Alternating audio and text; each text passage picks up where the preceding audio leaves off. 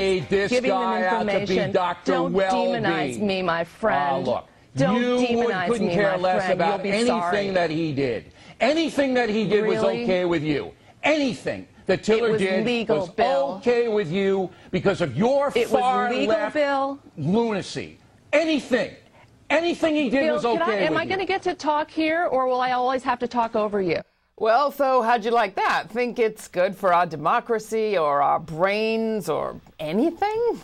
Our next guest, Andrea Batista Schlesinger, has been on leave as the executive director of the Drum Major Institute, and now she's out with her first book, The Death of Why, The Decline of Questioning and the Future of Democracy, in which she argues that with our endless search for simple solutions and our penchant for arguments like that, we're becoming a nation that no longer values real inquiry and curiosity, but instead demands immediate answers, mostly only of the kind we like. Well, Andrea, great to have you back. Thanks. Congratulations on getting out the book. Thank you. You know, I used to always sign off my radio program, Be Curious, Be Kind, and reading your book, I realized I'd sort of dropped that somewhere along the transition to TV. Maybe it's the medium. We give up on curiosity and kindness. Is it, do you think?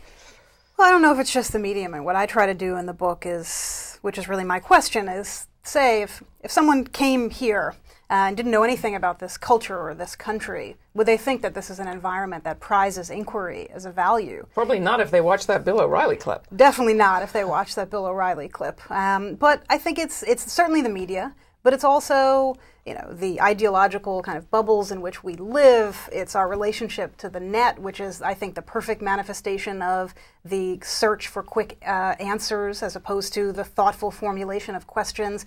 It's certainly in our schools, standardized exams. So, you know, all around, I think we see this lack of emphasis on questions. Well, let's talk about your beef with Google. I mean, Google's sort of being used as a generic there, but you go to the internet and you talk about it as a negative when it comes to inquiry. A lot of people say, no, you've got people doing more research now than they ever did, and even young people, early age, learning to look up facts for themselves. Well, it's not so much that it's just a bad thing, but I think the way that young people are searching on the net, and I scoured all the research that I can find on this, I do think is problematic. And I think the dominance of search engines in our lives is redefining the way we think of questions.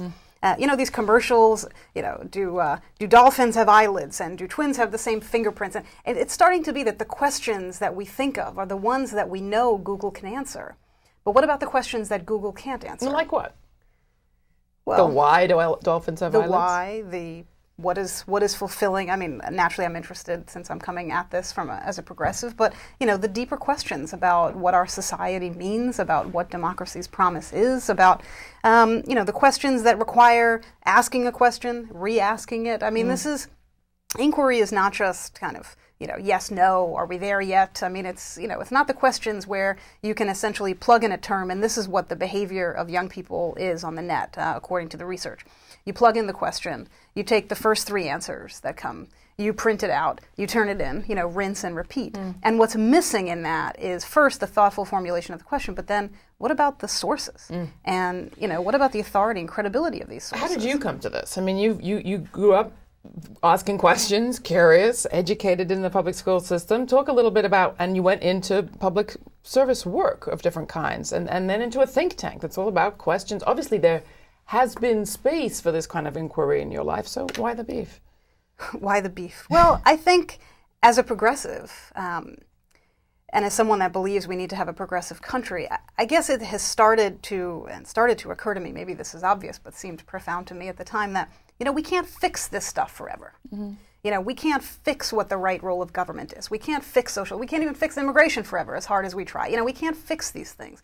So then what is our responsibility as people who want a more progressive country? I think it has to be that we look at the youngest people growing up today and make sure that they're empowered to ask the questions that will enable them to advocate for a progressive country. And I don't mean to oversimplify, but I do think that we need to spend a little bit more time as we're doing the policy, as we're doing the nitty-gritty stuff, no pun intended there, but as we're doing that we make sure that generations that come after are as equipped to question. And for me, the relationship between questions and power is clear, but my fear is that between the net, the over-corporatization of the media, the way the schools are emphasizing answers over creating spaces in which young people, for example, learn to be connected to their democracy, you put all those factors together and you wind up with an environment that's less conducive to inquiry, and that worries me as a progressive.